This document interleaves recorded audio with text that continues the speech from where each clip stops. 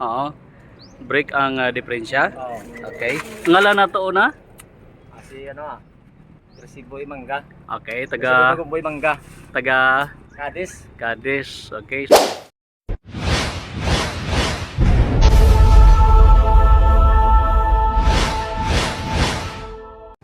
Okay, so wing pan. May na lang kay wala ray kuan na kargado o kining bugas. Bugas puro sir. Bugas. So igog yun lapaw sa kuan no pagpasulod sa diversion road guys sa Mais City. Okay. Kasi driver katong na dito. Tatong kuan lang og gamay nga statement karon taw-taw guys ang driver. May na lang no.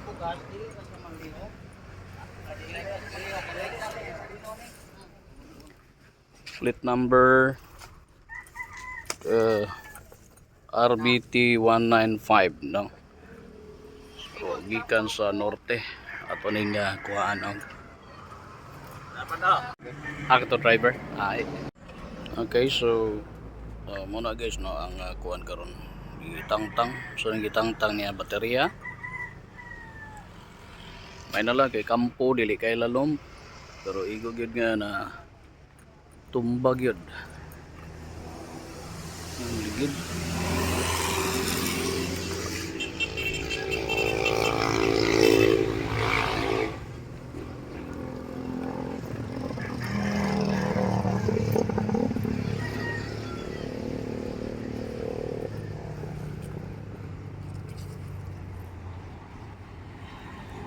Ang yad bypass road daplin lang gyud dalan ha.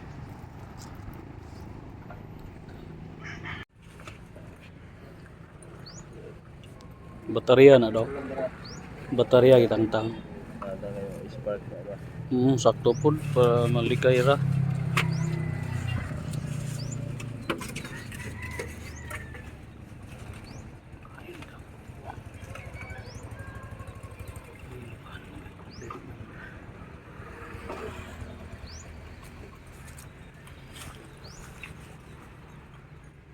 Okay. Mao ni siyang diversion road gamugawas dito sa Cambuilao guys. RBT 195. So kinig red karon nga gatangtang sa battery mao ni ang driver no. Mao ni siya ang driver ani nga wing van. Ato aning kuhaan sa iyang reaction o dugang information regarding ani aning paghitabo karon diri sa bypass road ang diyan puno sa sinakong nga bugas ang nahisigutan nga wing van nga natumba diri dapita karon aga sa ato ning kuhaon karon.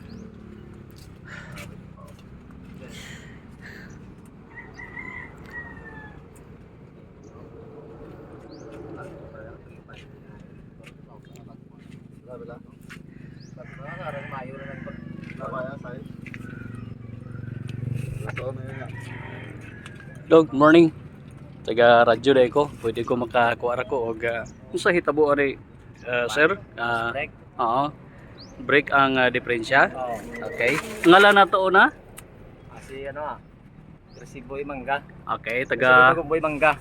taga Cadiz. Cadiz. Okay, so mga unsa oras sir na Alas 5 buntag. okay. Alas 5 buntag. So unsa hitabo sir? Man kuan ako ay na paano ay na plane no. Loose brake. Pero diri lang dapitan Dili na. Oo.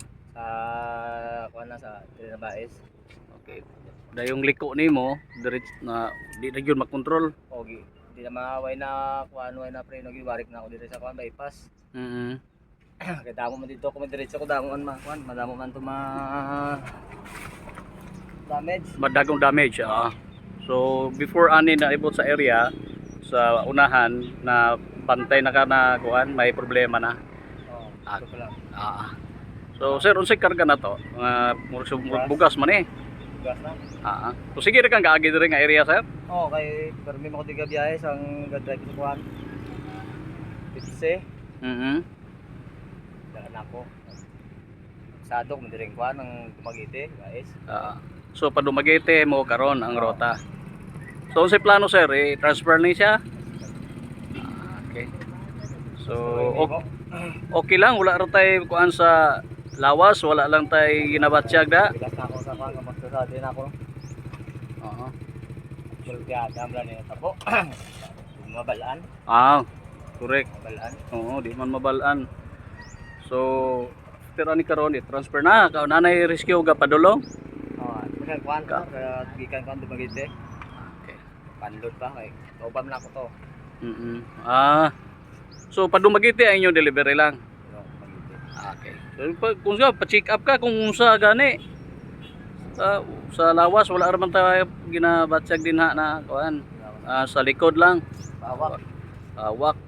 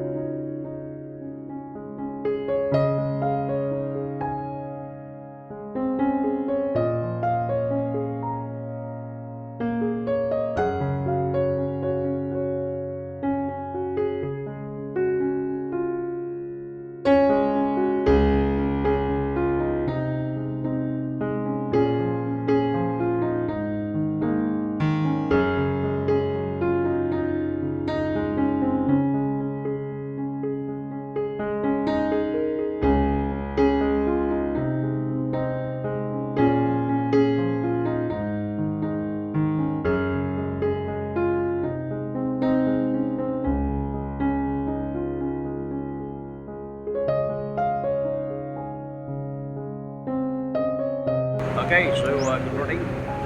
Isang pangyayaring di inasahan na kung saan ay isang wing van ang natumba lulan ng puno ito ng mga gas dito sa area. No?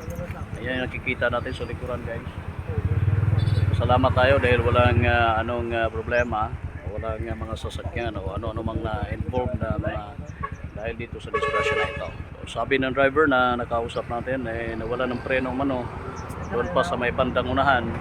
At dito na lang niya dinaan gawa ng kung doon pa sa may proper idaan niya doon pagka magka-problema sa dami ng mga sasakyan at mga tao nandoon. So dito niya iniligo at biglang nahulog dito na lang niya.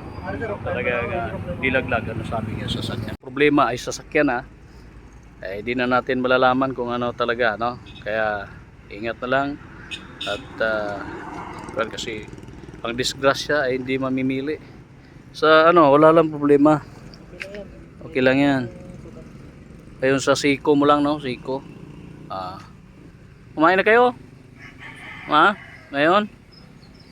Pero transfer naman to, di ba? Transfer. Ayun nga, nakausap natin guys na ito transfer naman dito. So, mula dito, kitang-kita natin, National Highway. So, mula doon ang driver na ito. Sabi niya, kapag didiretsuhin niya, papunta doon sa proper, mas malaki ang problema. Delikado, no? Para sa mga kung ano man yung kanya mabangga doon. Kaya naisipan niya kasi alam niya naman na mayroong bypass dito, may diversion road dito guys. Ayan, yan makikita natin. Kaya dahil lagi siyang dumadaan dito niya hiniliko yung sasakyan na yan, yung wing van na yan.